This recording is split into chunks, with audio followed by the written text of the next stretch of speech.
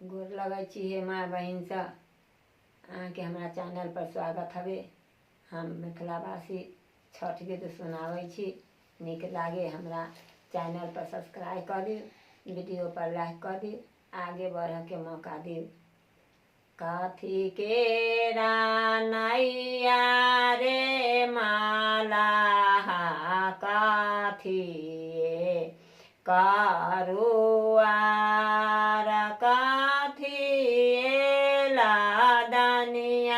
रे माला लागौले एती बेर सोने के रानैया हो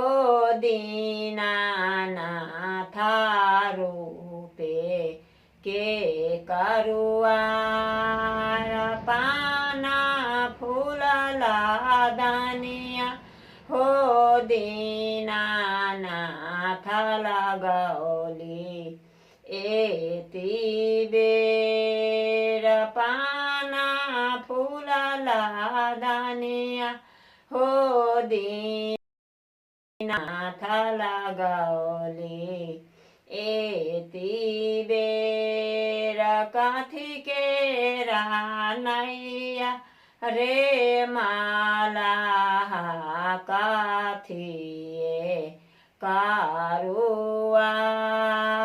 कथिए लादनिया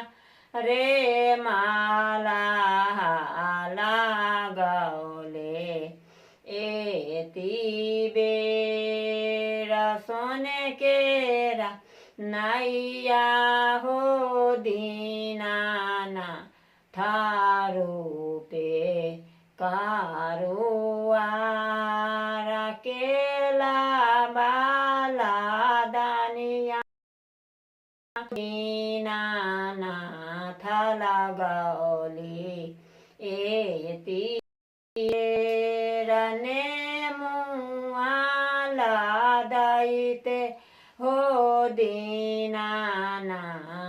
लगौली एती बेर सुपा बाला